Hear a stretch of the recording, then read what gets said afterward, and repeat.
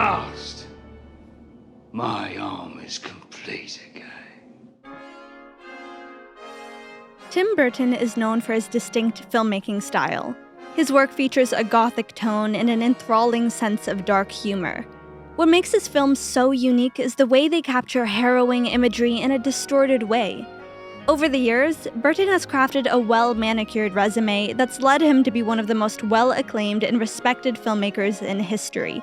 Let's take a look at his 2007 film Sweeney Todd, The Demon Barber of Fleet Street, to observe how he uses character, cinematography, and sound to tell a story of life, death, lust, revenge, and so much more. The Victorian melodrama is a stage-to-screen adaptation about an accomplished barber named Benjamin Barker who, before the events of the film, was married to his beautiful wife Lucy, with whom he had an infant daughter Joanna. Lucy's beauty attracted the attention of Judge Turpin, who has Benjamin accused of a crime he didn't commit. After the barber is exiled, the judge went on to abuse Lucy and adopt Joanna as his ward. The film picks up the story as Benjamin returns to London and adopts the alias Sweeney Todd. He arrives back to his old Fleet Street shop and learns of Turpin's doings from Mrs. Lovett, who owns the meat pie shop downstairs and loves him unrequitedly. She shares that Turpin led Lucy to suicide years ago and has taken Joanna as his own. Hearing this, the furious Sweeney Todd desperately seeks revenge. The characters in Sweeney Todd are all ruled by their desires.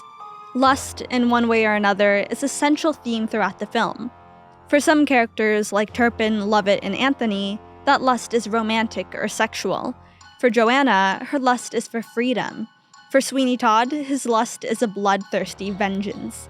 However, he isn't just crazy and murderous, there's an emotional subtext to his character, as his anger comes from a place of deep pain. Take a look at how Tim Burton describes the character of Sweeney Todd. I mean, we always just saw him as a sad character. I mean, we didn't see him as a villain or anything, but he's a tragic, he's basically, when you meet him, he's a dead person, really, and only thing that's keeping him going is one single-minded thing, which is, is tragic. You don't see anything else around him. Just to break that down a little, Burton's descriptions of Sweeney as a dead person is actually, ironically, what humanizes him. Sweeney returns to London after a 15-year incarceration with nothing but trauma. The city where he once lived happy and in love with his family now feels different. In these once familiar streets, I feel shadows everywhere. Shadows? Ghosts. He's haunted by the life that's been stolen from him, the people who have been torn away, which reveal his vulnerabilities. Burton describes the film as a tragic romance. There's that clear tragedy in Sweeney's life. Joanna's own imprisonment is tragic. Even Mrs. Lovett's unrequited love is tragic. So really, what comes of the film is a meeting point between tragedy and lust, which seems to be incredibly detached from one another, but are actually messily intertwined. When observing the development of Sweeney Todd's character, it's also important to note how his morals shift as he becomes more desperate for revenge. There's a subtle underlying theme of class throughout the movie. We see how the judge abused his power to gain control over what and who he wanted. We see how the poor are cast aside and seen as nothing. In some of Sweeney's first lines, he expresses his disgust for that exact matter. At the top of the hole sit a privileged few, making mock of the vermin in the lower zoo, turning beauty into filth and greed. I too. This song serves as an expositional device to validate the heinous and murderous acts Sweeney will proceed to do. He loathes the upper class for the power they hold and the way they look down upon those who are less financially secure. He comments on the cruelty of man and the carelessness they show to those beneath them. In Sweeney Todd, we see representations of upper, middle, and lower class. Judge Turpin, a representation of the upper class, is regarded as corrupt. He freely takes advantage of his status and has no problem ruining lives and families to get what he wants. Sweeney and Mrs. Lovett are members of the middle-class society. They work and have some freedoms, but are ultimately at the mercy of the wishes of the upper class. The lower class, here exemplified by characters like the beggar woman or Toby, are given even less liberty and respect. Sweeney initially has a defined stance in which he villainizes the rich for their innate selfishness. But what we come to learn as the film progresses is that self-interest is not a virus to only the wealthy. Humanity will quickly leave anyone, regardless of their class or social status, when they meet desperation. Sweeney, intent on avenging his wife's death and the life that he's lost, becomes carelessly murderous. He mercilessly kills anyone who crosses his path. And that raises the question, is he then really any more morally righteous than Judge Turpin? Stick around because we'll get back to that later. Tim Burton is always incredibly deliberate in how he approaches cinematography, color, and production design in his films. The look and tone of his films are often influenced by the artistic movement German Expressionism.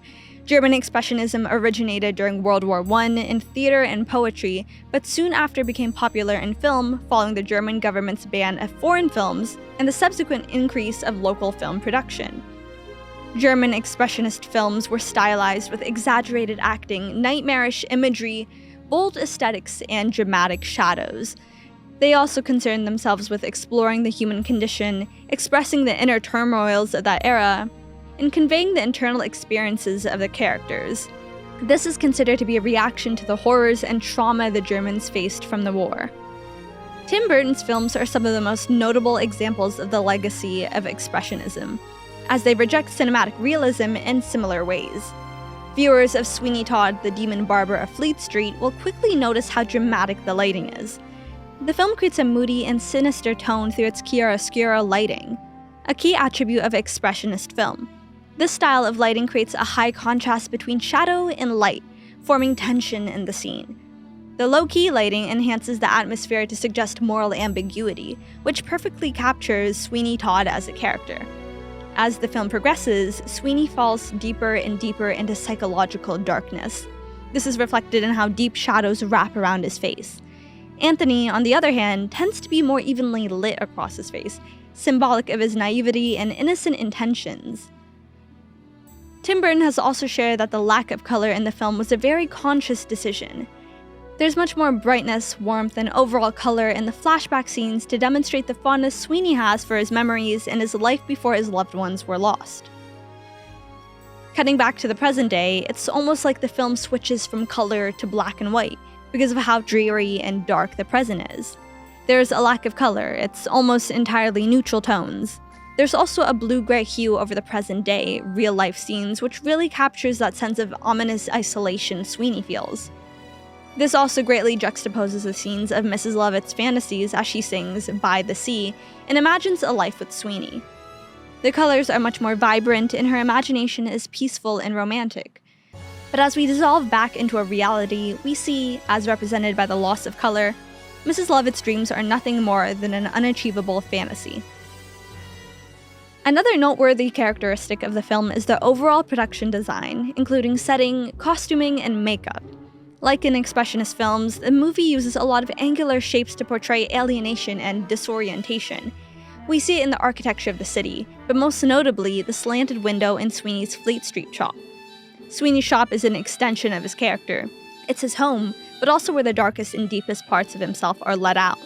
Windows are symbols of the unknown and of change, and his one oblique window suggests that there's something disturbed in his mind. Almost like the slanted angle is a representation of how he has a distorted perspective of the world, leading to him having such carelessness in how he kills innocent people. Additionally, German Expressionist films use exaggerated costuming, makeup, and hair.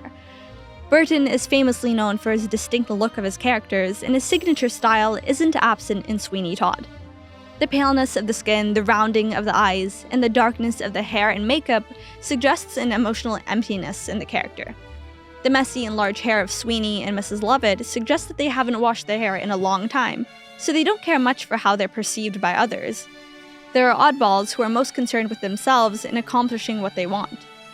Sweeney has a streak of white in his hair, which further distinguishes him and insinuates he's been struck with lasting trauma. These types of white hair streaks are often called Malin streaks, and in fiction are attributed to evilness. Malin comes from the Latin word malignus, meaning wicked, making even Sweeney's hairstyle a clue to the villainous side of him. We talked earlier about how Sweeney Todd is a grand tragedy. In the film, the characters cope with their own unique tragedies by trying to dissolve into their realities. This is most thoroughly expressed through the music, which helps to reveal the characters' true intentions and identities. Each of the characters, because a lot of them are repressed or have their, emotions sort of inside, through the music was the way to let them express their feelings. And it just, that was the sort of structure we used for it. Benjamin Barker assumes the name of Sweeney Todd to lure Turpin to his demise, of course. No Barker. That man is dead. It's Todd now. Sweeney Todd. His new identity as Sweeney Todd is shaped around being a skilled barber. His shaving skills are what lure his victims into his trap. We see that plan concocted as he sings "My Friends" about his razors. And we'll do wonders, won't we? They too have a secret identity, as they appear to be innocent haircutting contraptions, but have now become weapons. Sweeney extends his arm while holding the razor, which is now not only a symbol, but an extension of himself.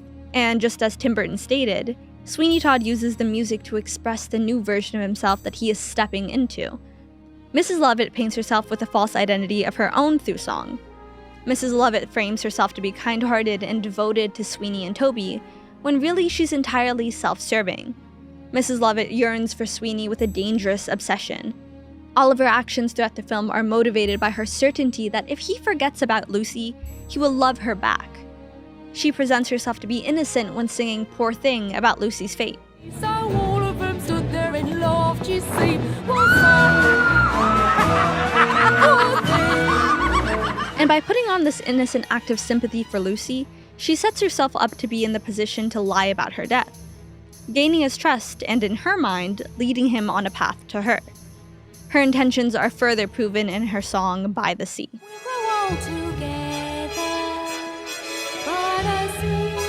But of the most pivotal songs in the movie is "Epiphany," which marks a turning point in Sweeney's psyche.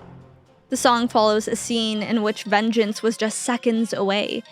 Sweeney is furious that Turpin's life was at his fingertips, but the judge got away before he was able to murder him. Through the song, Sweeney expresses that since he believes he'll now never get his daughter back, everyone deserves to die. His bloodthirst can no longer be quenched by the death of just Turpin, so he succumbs to his madness and grief, allowing himself to murder anyone he comes across. And I will get him back, even as he gloats. In the meantime, I'll practice on less honorable fruit. But ultimately, this very epiphany, this turn into absolutely reckless and disturbingly casual villainy, is what leads to his downfall. For the entire film, Sweeney's intentions were to avenge the death of his wife and get his daughter back. But at the end, Sweeney gets so lost in this murderous version of himself, he doesn't realize that he had everything he ever wanted at arm's reach. His wife is right in front of him. She even questions if they know each other. But he's too blinded by anger to recognize her, and he kills her. He then goes on to nearly kill his own daughter the same way. We earlier observed the role of class in the film. Sweeney starts the movie detesting the upper class for their corruption and lack of regard for human life, particularly those beneath them. But by the end, Sweeney Todd turns into everything he despised. He proves that morality truly doesn't see wealth. No matter what you have, all humans have moral flaws which can easily be exploited when they're placed in a position of desperation. Perhaps we are no better than those we hate.